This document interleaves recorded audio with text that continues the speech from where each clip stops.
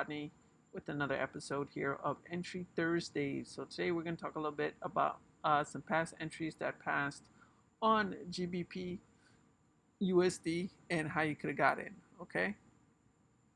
So at one point in time, we could have seen, going into the last weeks of July, that GBP USD was in an uptrend. So what we'd have to take advantage of is when it pulled back. So I'm going to go ahead and highlight, the area we're going to be looking at here, which is right here. And I'm going to go down to the lower time frames and show you guys where you could have got in. Okay. Oh man, this thing doesn't want to open. All right, there we go. So we're going to get into the free game. All right, so first off, we already know that this trend is in an uptrend. Okay, so therefore, we have clear vision, as we can see from here. Previous higher lows were being created and higher highs were being maintained. So with that being said, we were still in an uptrend. Now, once we start to go to the lower time frame, because we already have in our head where we're at on the chart, okay, we'll then go to the lower time frames. Now, as you can see, all these pullbacks, these opportunities was the area of entries. So this level of support was an area of entry. You could have got in somewhere here. And again, guys, this technique is more of a swing technique. I mean, if you scalp, that's good. I feel like scalping, it's just too quick for me. I'd rather it play out and get like 100 pips, 150 pips. I think that's worth it when you're trading in the markets, especially when you're using, a decent lot size. You know what I'm saying? So that was an entry. You can see that it pulled back again. You could have took another position here. You could have kept holding your position.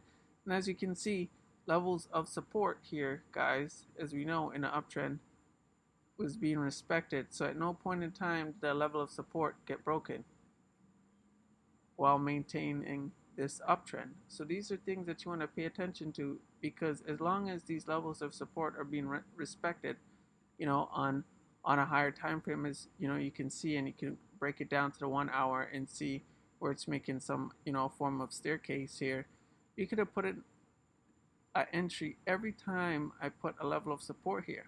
So you really don't have to essentially go in with a big lot. You can start very small, and once you add everything up, what I'm saying, you could be catching 2, 3, 4, 5 times, 5 times the amount. So it's again, it's very subjective on what level you choose as a level of support, and as I've shown you guys here, watching it and seeing how it pulled back and how it did not break these levels of support, you could have understand what was happening in the market from the higher time frames, knowing that it's an uptrend, and possibly just jump in and take a risk here. Now, I'll show you guys, like I did in the last video here, you would pull out your risk to reward tool, and now you'll be going with the long.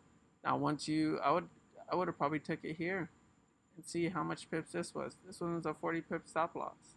If you took it, after this big candle, you would have, fell in some heat here, but eventually you would have moved up to about 100 pips, and seeing that the level was maintained, and hopefully holding your order and maintaining your order and adding orders as you kept going along. Okay, and keep in mind, guys, when you do use the risk to reward tool and you do put a stop loss, you want to put it below the lowest point around that general area. Okay, so I hope this was some free game that can help you guys with your trading strategy. If you do need more information on how to trade, I will be dropping the trading course very soon, so stay posted on that. Check out my Instagram, RodV_FX, and you guys will see it's Rod_V_FX. Hey, I'm getting used to this. All right, so stay up with the channel. I'm glad I was able to give you guys some free game today, and stay tuned for next week. Entry Tuesdays and Entry Thursdays. Peace out.